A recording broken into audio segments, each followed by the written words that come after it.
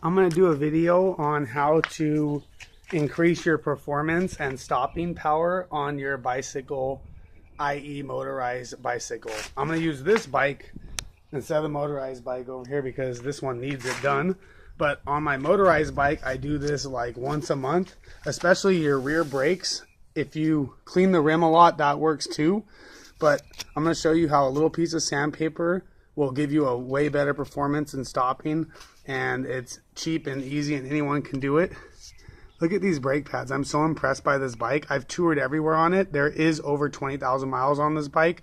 I really don't track the mileage, but it might be 25 or 30,000.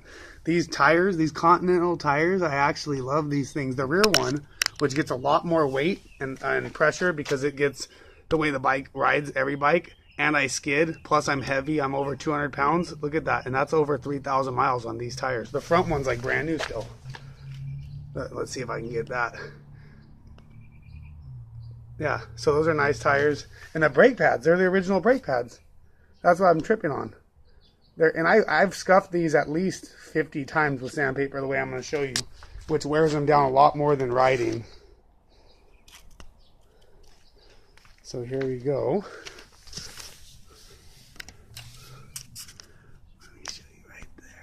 Doesn't really matter how you do it, and of course it would be better if I used both my hands, but I'm trying to film this without a helmet mount. Usually I'll just have it on my head, but then I can't be sure I'm getting a good view. See, these cantilever brakes are underrated. People say they suck.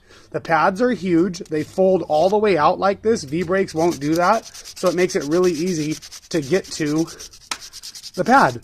V-brakes, it's kind of a bitch. And then I'll go back the other way. You want to get rid of all that shiny material. There's like a shiny spot. See that? As much as you can. Sorry about the shitty filming.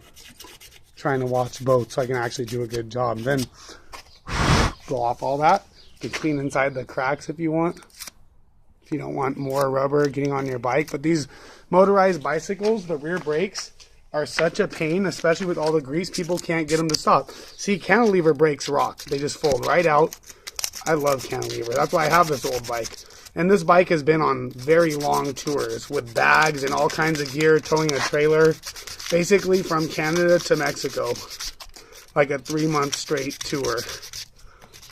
And it's just a basic Diamondback. It's a pretty good bike, but Diamondback isn't anything special. This was a back in the day, but still it wasn't anything special. I just like the frame and the setup, and it's chromoly steel, which is the strongest and the best. And at first I thought I was going to put a motor on it.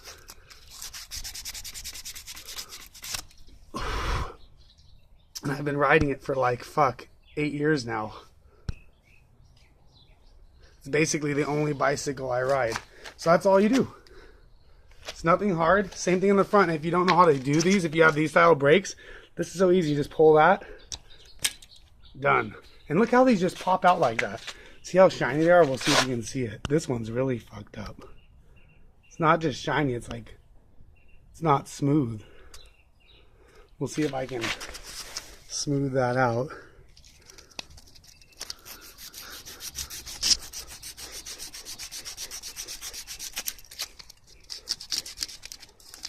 Very hard to get the front, but that gives you an idea how to do it because they're both the exact same, all brakes. If you have V brakes, you just put it on the inside. Any brake pad, you just scuff it up with sandpaper. Kind of rough, it doesn't really matter, just not super fine.